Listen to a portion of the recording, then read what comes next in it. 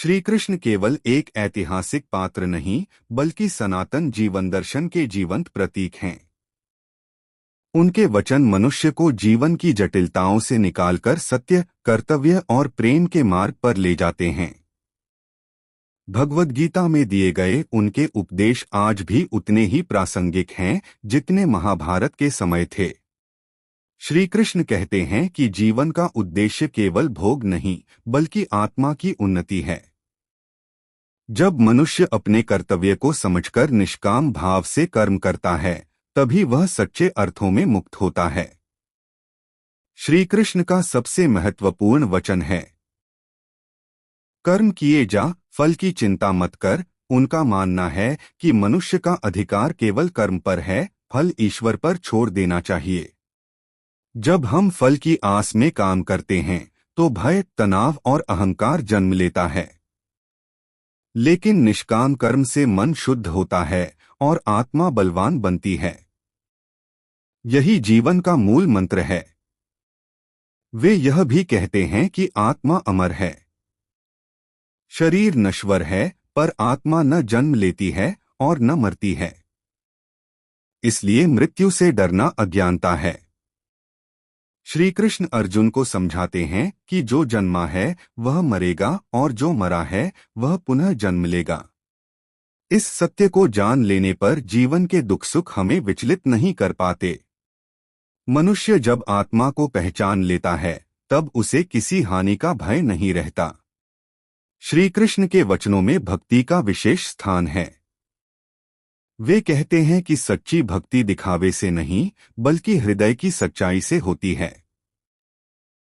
एक पत्ता, एक फूल, एक फल या थोड़ा सा जल भी यदि प्रेम से अर्पित किया जाए तो ईश्वर उसे स्वीकार करते हैं।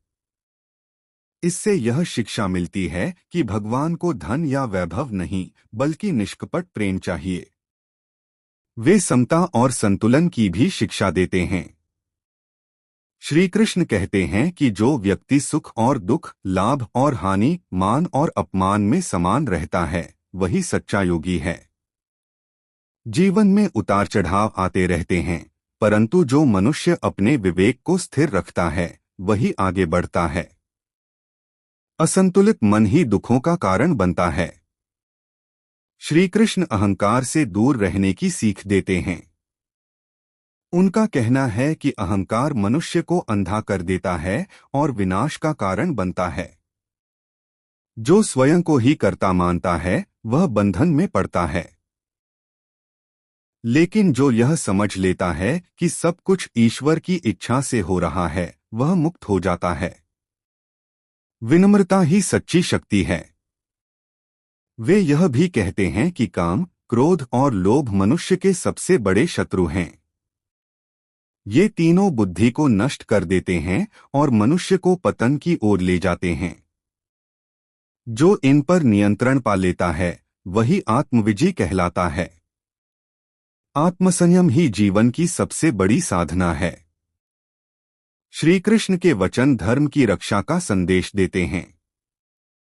वे कहते हैं, जब जब धर्म की हानि होती है और अधर्म बढ़ता है, तब तब मैं अवतार लेता हूँ। इसका अर्थ केवल अवतार से नहीं, बल्कि यह भी है कि हर मनुष्य को अपने जीवन में धर्म की रक्षा करनी चाहिए। सत्य के पक्ष में खड़ा होना ही सच्चा धर्म है। अंत में श्री कृष्ण शरणागति का मार्ग बताते हैं।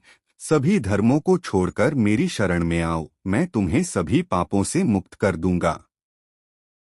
इसका भाव यह है कि जब मनुष्य पूर्ण विश्वास और समर्पण के साथ ईश्वर पर भरोसा करता है, तब उसके जीवन की सभी चिंताएं समाप्त हो जाती हैं।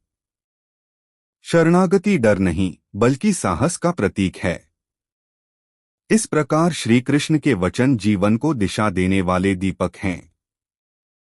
वे हमें सिखाते हैं कि कर्म करो, प्रेम रखो, अहंकार छोड़ो और ईश्वर पर विश्वास करो। जो व्यक्ति इन वचनों को अपने जीवन में उतार लेता है, उसका जीवन स्वयं ही एक गीता बन जाता है।